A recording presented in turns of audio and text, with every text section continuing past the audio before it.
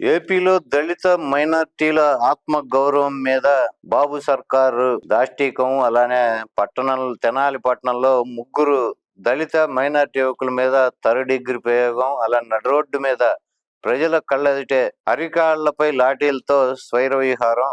ఒక CI boot కాలుతో తొక్కిపట్టగా మరో సిఐ దాష్టీకం.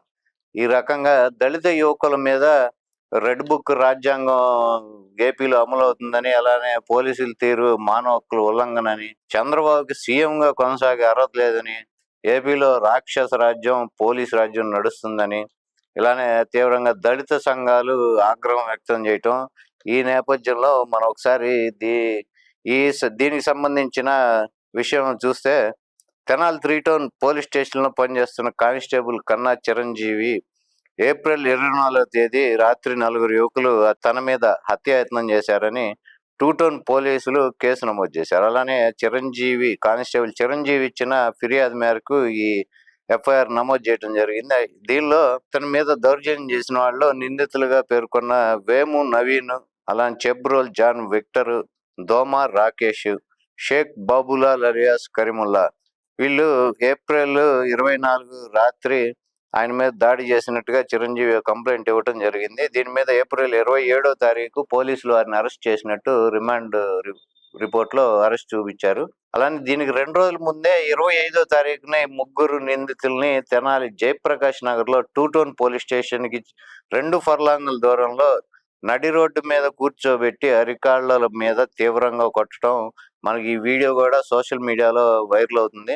3 రోజుల పాటు దళిత మైనార్టీ యువకులను అదుపులో ఉంచుకొని తెనాలి వీధులన్నీ తిప్పుతూ విచక్షణారహితంగా కొట్టడం, ఇవన్నీ ఈ వీడియో వైరల్ అవడంతో చాలా మంది దాన్ని రియాక్ట్ అవుతూ, ఇలాంటి తెనాలి 2 టౌన్ చెందిన సిఐ రాములు నాయక్ కర్కశంగా యువకుల కాళ్ళ మీద బూటు కాళ్ళతో ఎక్కి తొక్కి పెడితే 3 town CI Ramesh Babu third degree ప్రయోగించడం, ఇవన్నీ వీడియోలు సోషల్ మీడియాలో చక్కర్లు కొడతాం.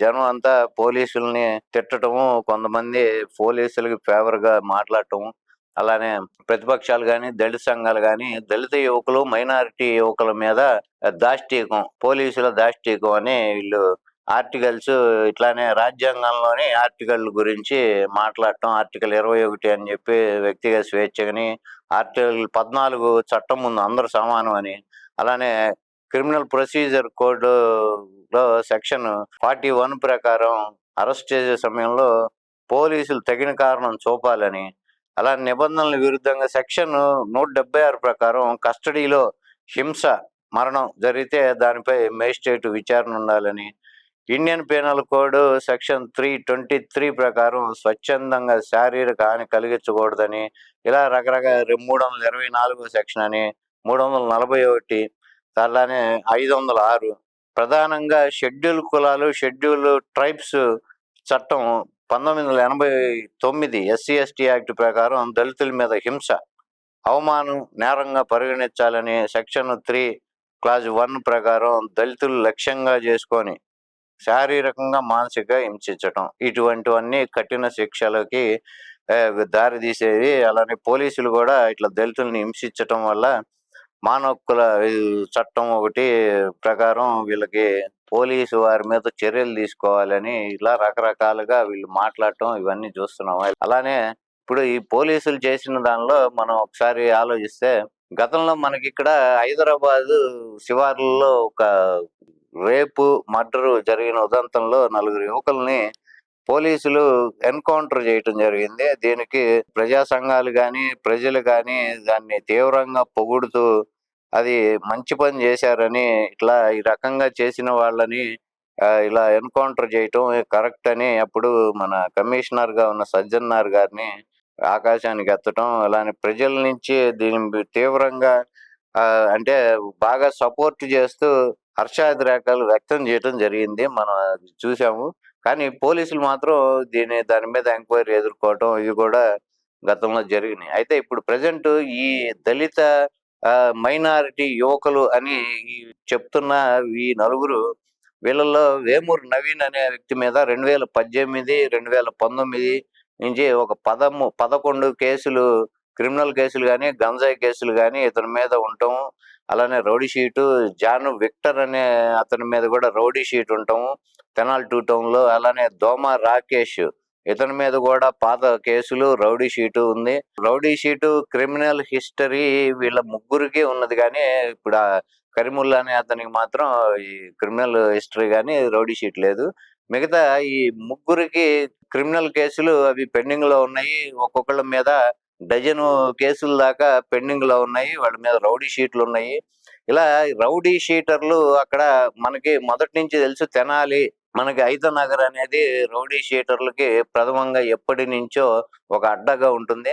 అలానే ఆ ఏరియాలో ఉన్న ఈ రౌడీ షీటర్లు వీళ్ళు ఇట్లా ఒక కానిస్టేబుల్ చిరంజీవి మీద, అంటే అతను గతంలో వీళ్ళ మీద ఉన్న గంజాయి కేసులకు సంబంధించి ఇతను వాళ్ళని ఎంక్వైరీకి స్టేషన్ కి పిలిచికెళ్లిన కారణంగా అతని మీద కక్ష పెంచుకొని అతని మీద దౌర్జన్యం చేయటం జరిగింది. అయితే పోలీసు డ్యూటీలో భాగంగా అతను తీసుకువెళ్ళిన దానికి అతని మీద కక్ష పెంచుకొని అతని మీద హత్యాయత్నం చేయటం, అతని మీద దౌర్జన్యం చేసి దారిగాచి అతన్ని ఆపి అతని మీద దౌర్జన్యం చేయటం అనేది, వీళ్ళేమో రౌడీ షీటర్లు అతను కానిస్టేబుల్ మీద అలా చేయటం. మరి సమాజం ఈ రకంగా దీన్ని ఖండిస్తున్న దళిత సంఘాలు కానీ కొంతమంది ప్రజలు కానీ వీళ్ళు ఆలోచించుకోవాల్సిన విషయం. ఇటువంటి దాన్ని ఎంకరేజ్ చేయాలి అని వాళ్ళు ఉద్దేశమా, లేకపోతే దళితులు మైనారిటీల మీద దాష్టీకంగా చూడాలా, లేకపోతే నేరస్తుల పట్ల పోలీసులు వ్యవహరించిన తీరులాగా దీన్ని చూడాలా? అంటే ఏది జరిగినా ఇప్పుడు దళితులు కానీ మైనారిటీలు కానీ ఎవరైనా సరే విచ్చలవిడిగా వాళ్ళు ఏవైనా చెయ్యొచ్చు, వాళ్ళ జోలికి వెళ్ళకూడదు అని వీళ్ళు ఏమన్నా సందేశం సమాజానికి, పోలీసులకి లేకపోతే ప్రభుత్వానికి ఇస్తున్నారా?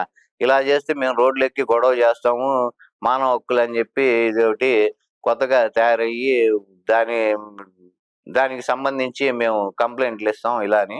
పోలీసులు ఈ సంఘటనని వాళ్ళే వీడియో తీశారు, అది బయటకు వస్తుందని తెలుసు. అయినా కానీ వాళ్ళ పని చేశారంటే మిగతా ప్రజలు అక్కడ ఎవరైతే ఇట్లా యాంటీ సోషల్ ఎలిమెంట్స్, నేర ప్రవర్తన కానీ ఇలాంటి కేసులు కానీ రౌడీ షీట్లు కానీ ఉన్న వాళ్ళకి ఒక భయం కలిగించడానికి వాళ్ళు ఈ రకంగా చేశారని అయితే మనం అనుకోవాలి. దీనికి దళితులను మైనారిటీలను ఒక రంగు పులిమి దానికి నేరస్తుల్ని సపోర్ట్ చేయటం ఎంతవరకు కరెక్ట్? అసలు నేరం చేయటానికి దళితులు, మైనారిటీలు, ఓసీలు, బీసీలు అనేది ఏమన్నా ఒక రాజ్యాంగంలో క్రైటీరియా ఉందా అనేది ఒకసారి ఆలోచించాలి. రాజ్యాంగంలో ఏమన్నా వీళ్ళు నేరాలు చేయొచ్చు, వీళ్ళు చేయకూడదు అనేది ఎక్కడైనా వర్గాలకు సంబంధించి ఉందా? ఎంతసేపటికి ఎక్కడ జరిగినా దళిత యువకులు అనే ఒక ట్యాగు, అమానుషం అనే ఒక న్యూస్, ఇటువంటివి ప్రజల్లో స్ప్రెడ్ చేసి హేట్రెడ్ క్రియేట్ చేయటం కదా. ఇప్పుడు పత్రికలు కానీ, కొంతమంది ఈ న్యూస్ ఛానల్స్ కానీ, ఈ సోషల్ మీడియా కానీ వీళ్ళు కూడా ఈ రకంగా ప్రచారం చేయటం ప్రజల్లో ఒక కొన్ని వర్గాల్ని వాళ్ళు విభజించే రకంగాను, లేకపోతే నేరం చేసే వ్యక్తుల్ని ఎంకరేజ్ చేసేటట్టు ఉన్నాయి అనేది వాళ్ళు ఆలోచించుకోవాలి. పోలీసులు అమానుషంగా ప్రవర్తించడం, కొట్టే హక్కు లేదు, రాజ్యాంగము చట్టము ఇవన్నీ ఉన్నా వాళ్ళకి ఎప్పుడైనా శాంతి భద్రతలు కాపాడే పోలీసుల మీదే అటువంటి దాడులకు దిగితే ఎవరైనా వాళ్ళ చర్యలు ఇలా ఉంటాయి మావి అనేది వాళ్ళు తెలియజేయటానికి ఈ పని చేసినట్టుగా మనం భావించాలి. ఎందుకంటే మనం స్వేచ్ఛగా జీవిస్తున్నామంటే శాంతి భద్రతలు కాపాడే పోలీసులు మనకు ఉన్నారు అనే ఉద్దేశంతోనే అటువంటి పోలీసుల మీదే హత్యాయత్నము అవి డ్యూటీలో ఉన్న వాళ్ళ మీదే జరిగితే రేపు దీన్ని ఉదాసీనంగా వదిలేస్తే వాళ్ళ మీద ఇంకెన్ని తర్వాత దౌర్జన్యాలు జరుగుతాయి. అలానే సినిమాల్లో చూపించినట్టు పోలీసులు కాలర్లు పట్టుకోవటం, పోలీసుల్ని రోడ్ల మీద దన్నటం, ఇటువంటివి కూడా సమాజంలో తర్వాత జరిగితే ఎవరు రెస్పాన్సిబిలిటీ? అలానే ప్రజలు కూడా ఇది ఆలోచించుకోవాలి. నేరస్తుల్ని కొట్టారు అనేది మాత్రమే ప్రజలు గమనించాలి, కానీ దళిత యువకుల్ని కొట్టారు, మైనారిటీ యువకుల్ని కొట్టారు అనేది ఇటువంటి భావాలు పక్కన పెట్టి నేరస్తుల మీద పోలీసు చర్య తీసుకున్నారు. పోలీసులు అది కావాలనే వాళ్లే వీడియో తీసి దాన్ని ఇట్లా సర్క్యులేట్ అయ్యేటట్టు వాళ్ళు తీసిన వీడియోనే సర్క్యులేట్ అయింది. బయట ప్రైవేట్ వ్యక్తులు ఎవరు ఈ వీడియో తీయలేదు. కాబట్టి పోలీసులు దాన్ని ఫేస్ చేయడానికి రెడీ అయ్యే వీడియో తీయించుకున్నట్టుగానే మనకి తెలుస్తుంది. అయినా ఏదేమైనా నైతికంగా అయితే మనం దీన్ని సమర్థించాల్సిందే. చట్టబద్ధంగానో రాజ్యాంగబద్ధంగానో అని మేధావులు మాట్లాడితే మాత్రం ఆ రకంగా అయితే పోలీసులు చేసింది మనం తప్పు పట్టాలి, కానీ నైతికంగా కానీ ఫ్యూచర్లో యువకులు కూడా అటువంటి వాళ్ళని చూసి అదొక ఫ్యాషన్ గా తయారయ్యి రౌడీ షీట్లు నేరాలు చేయకుండా ఇలా చేస్తే ఇలాంటి శిక్షలు ఉంటాయి అని యువకులకు కూడా ఒక భయం కలిగే విధంగా అటు మార్గం వైపు వాళ్ళు వెళ్లకుండా ఇది పనికొస్తుంది. అంటే నైతికంగా వాళ్ళు చేసింది మనం సపోర్ట్ చేసే రకంగానే ఉంది అనుకోవాలి. కాబట్టి రెండిటి విషయంలోనూ అట్లానే ఈ నేరం చేసిన వాడికి కూడా రంగులు పులిమి, వర్గాలని, కులాలని ఇటువంటి పులిమి అటువంటి వాళ్ళని సపోర్ట్ చేయటం మానేస్తే బాగుంటుంది. సమాజం బాగుపడాలంటే ఇటువంటి వర్గాలు లేకపోతే మైనారిటీలని, లేకపోతే దళితులని, బీసీలని ఇటువంటివి మానేసి నేరం ఎవడు చేసిన నేరమే. చట్టం అందరికీ సమంగానే వర్తిస్తుంది.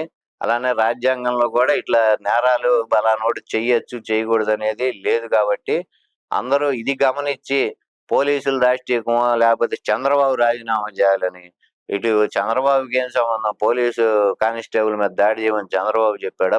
పోలీసు వాళ్ళని రోడ్డు మీద వాళ్ళని కొట్టుకుంటూ తీసుకెళ్ళమని చంద్రబాబు చెప్పడు. అందుకని ప్రతిదానికి ఎక్కడో బోడిగుండుకి మోకాలు ముడిపెట్టినట్టు ఇటువంటివన్నీ మాట్లాడకుండా పోలీసులు వాళ్ళు మీద వచ్చిన దానికి సెల్ఫ్ గా వాళ్ళు వ్యక్తిగతంగా వాళ్ళు తీసుకున్న నిర్ణయం, వాళ్ళు చేసిన పని అనేదే ఆలోచించి పోలీసులు మంచి చేశారా, చెడు చేశారా అంతవరకు ఆలోచించాలి. దళితులు, మైనారిటీలు, బీసీలు అనేది ఇవన్నీ పక్కన పెట్టి దీని గురించి ఒకసారి ఆలోచన చేసి వాళ్ళకి సపోర్ట్ చెయ్యాలా వద్దా అనేది ఆలోచించుకుంటే బాగుంటుంది. ఇది ఎంతవరకు వాళ్ళు చేసింది కరెక్ట్, పోలీసులు చేసింది తప్పే, వాళ్ళు చేసింది ఎంతవరకు కరెక్ట్ అనేది ఆలోచించుకుంటే బాగుంటుంది.